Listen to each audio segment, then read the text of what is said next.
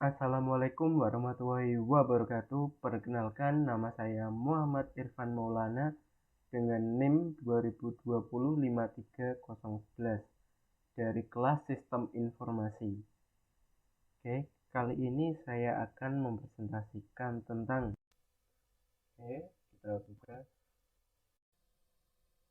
kita presentasi tentang desain penelitian. Kita slideshow terlebih dahulu.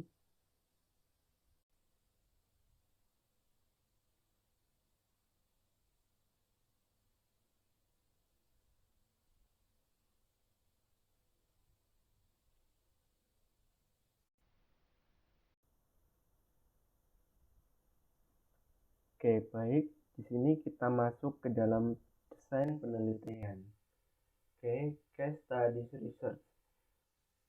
Apa itu desain penelitian?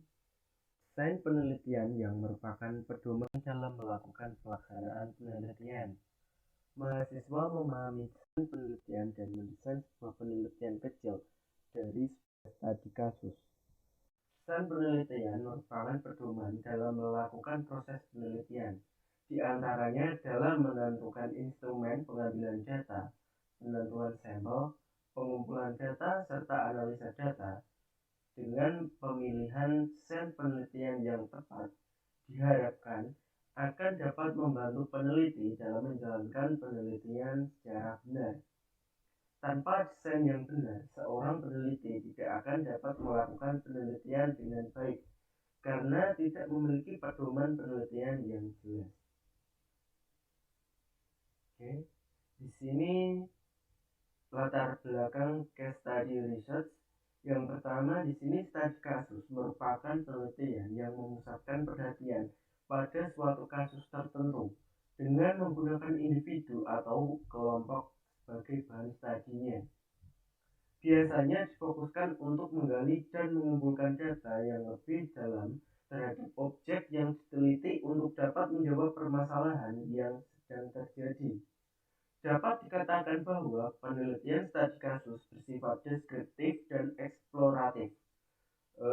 Terdapat investigasi empiris tentang suatu fenomena yang ingin dipecahkan oleh peneliti. Apa yang dimaksud dengan fenomena dan sejak kapan sesuatu itu disebut sebagai fenomena?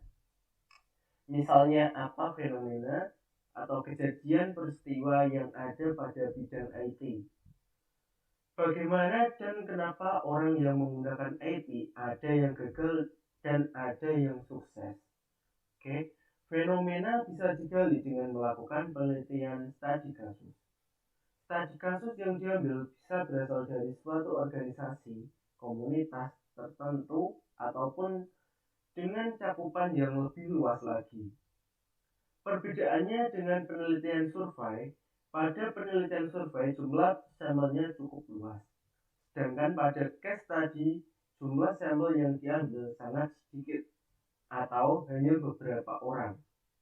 Persamaan dengan penelitian survei adalah keduanya sama-sama menggali fenomena.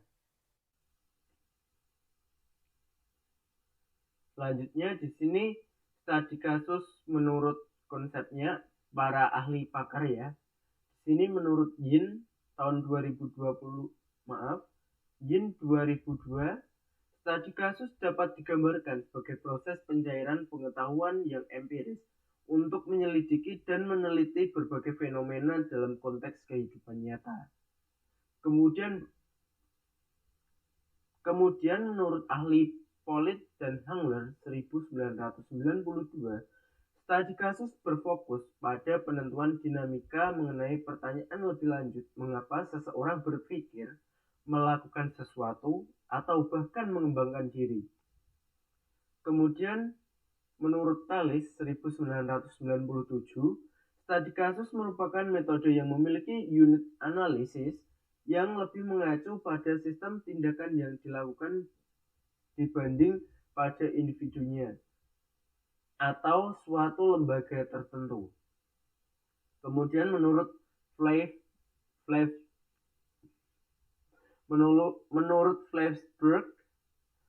2006, Dalam riset yang menggunakan metode ini, dilakukan pemeriksaan longitudinal yang mendalam terhadap suatu keadaan atau kejadian yang disebut sebagai kasus dengan menggunakan cara-cara yang sistematis dalam melakukan pengamatan, pengumpulan data, analisis informasi, dan pelaporan hasilnya. Oke. Sebagai hasilnya akan diperoleh pemahaman yang mendalam tentang mengapa suatu terjadi dan dapat menjadi dasar bagi riset selanjutnya. Studi kasus yang digunakan untuk menghasilkan dan menguji hipotesis. Selanjutnya di sini Yin dan Lamnek, Yin 2002 dan Lamnek 2005 menyatakan bahwa studi kasus adalah suatu strategi riset penelaahan empiris yang menyelidiki suatu gejala dalam latar kehidupan nyata.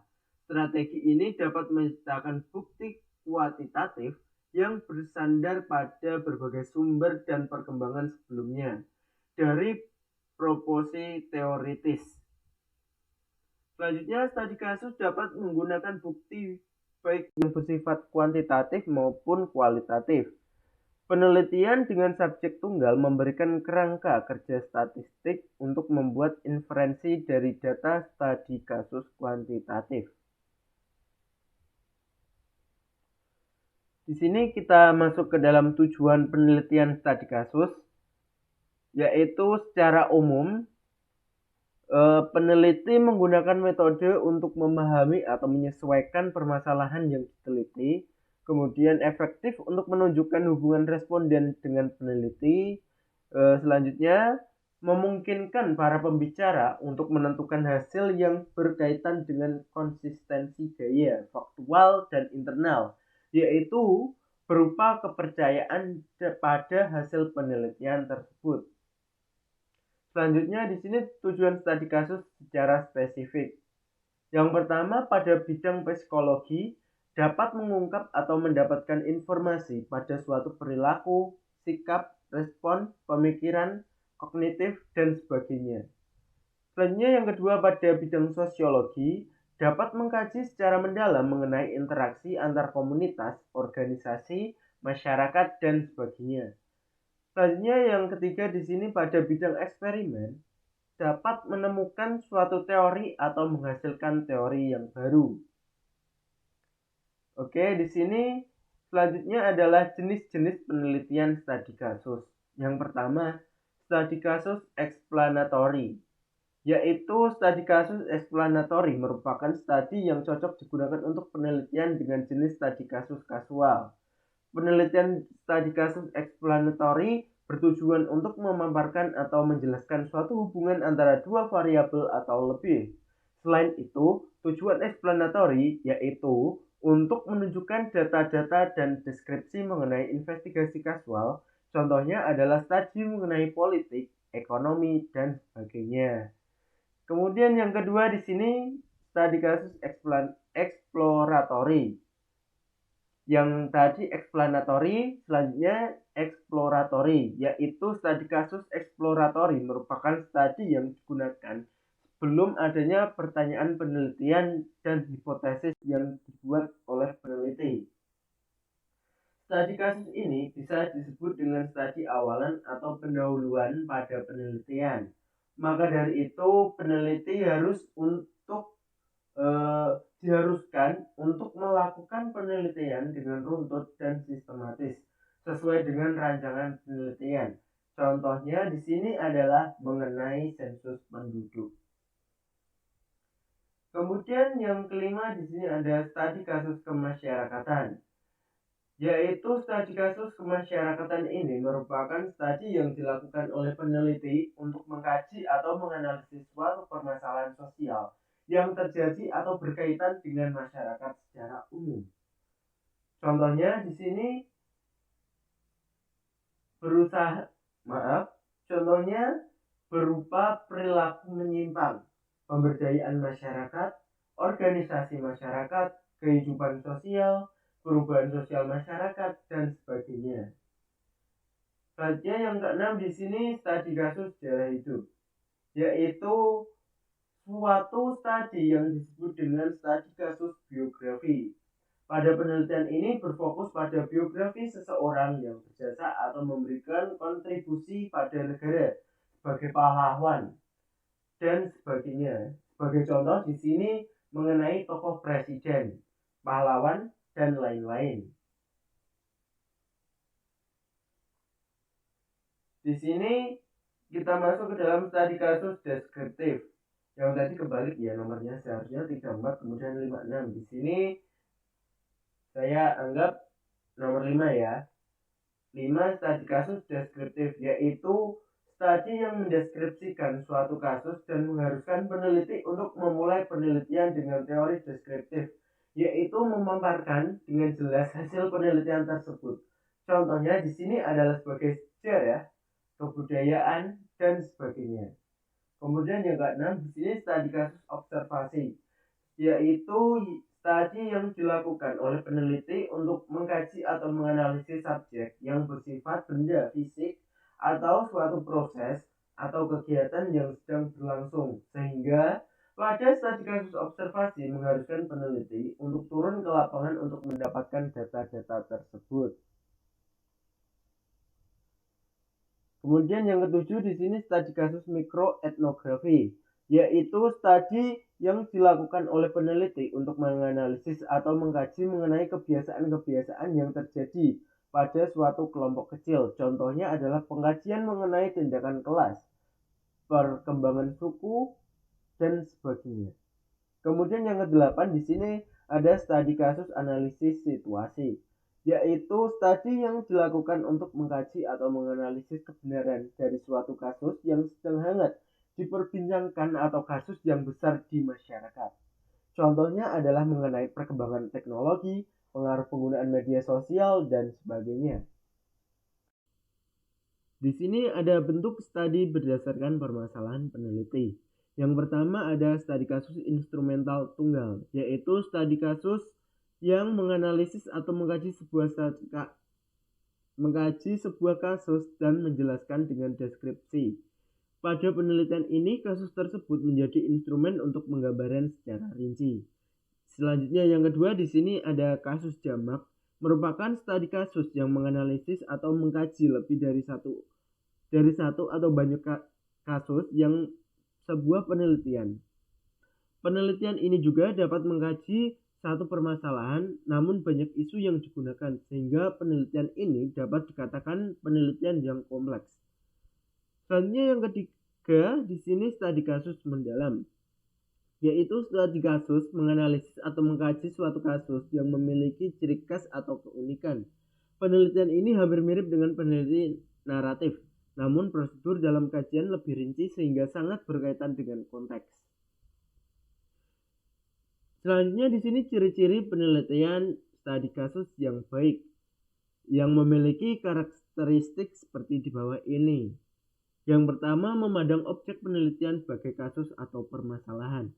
Yang kedua, memandang kasus sebagai fenomena yang bersifat kontemporer. Yang ketiga, dilakukan berdasarkan kenyataan atau fakta yang ada.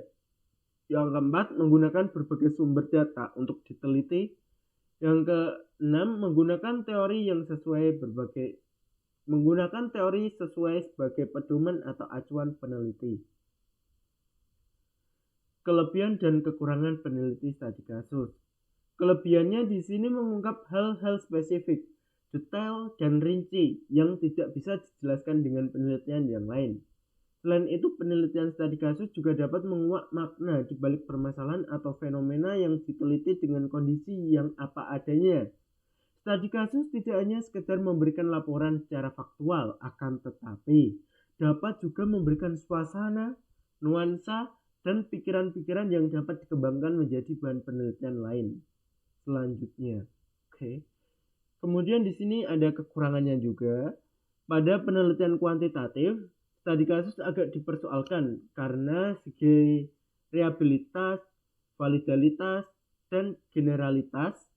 Studi kasus tidak selalu cocok dengan menggunakan penelitian kuantitatif karena tujuannya menggeneralisasi. Studi kasus yang bersifat observasional mengharuskan peneliti untuk terjun langsung supaya mendapatkan data yang valid. Langkah-langkah dalam penelitian studi kasus. Yang pertama, pemilihan kasus. Haruslah berdasarkan alasan yang matang sehingga peneliti tersebut berjalan dengan proses-proses penelitian sesuai prosedur dan dapat mencapai tujuan penelitian. Kasus tersebut harus disesuaikan bidang-bidang yang disesuaikan dengan tujuan penelitian. Selain itu, kasus yang dijadikan permasalahan tersebut haruslah masuk akal dan ada latar belakang jelas. Yang kedua, ada pengumpulan data. Sesuaikan dengan penelitian apakah harus menggunakan observasi, wawancara, analisis dokumen, survei, dan sebagainya. Pengumpulan data harus memperlihatkan objek yang teliti sehingga data yang didapat dapat dibuktikan atau diuji secara valid. Dapat dikatakan bahwa peneliti harus menggunakan teknik pengumpulan yang sesuai dengan penelitian supaya mendapatkan data-data yang valid. Kemudian yang ketiga di sini ada analisis data. Dilakukan setelah mendapatkan data-data berdasarkan pada teknik-teknik pengumpulan data yang sesuai. Setelah data-data tersebut dikumpulkan, maka peneliti menganalisis, mengorganisasi, dan mengklasifikasi temuan-temuan tersebut. Teknik analisis data yang digunakan haruslah jelas sehingga tidak menimbulkan kerancuan analisis data. Yang keempat ada perbaikan. Perbaikan dilakukan karena pada peneliti yang dilakukan tersebut haruslah didapatkan hasil penelitian yang sempurna. Sehingga mengharuskan perbaikan walaupun data-data sudah dikumpulkan dan diklasifikasi. Perbaikan ini bertujuan untuk menguatkan atau menyempurnakan hasil penelitian.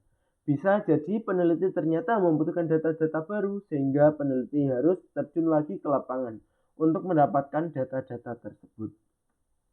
Yang kelima di sini penulisan laporan. Penulisan laporan pada sebuah peneliti harus urut sehingga dapat dipahami dengan mudah. Selain itu, penulisan laporan peneliti haruslah komunikatif, menggunakan bahasa baku, efektif, efisien, dan jelas. Penulisan laporan peneliti juga harus mempertimbangkan kebermanfaat dari peneliti tersebut, sehingga pembaca bisa mengambil manfaat atau kegunaan penelitian tersebut digunakan pada masyarakat secara umum.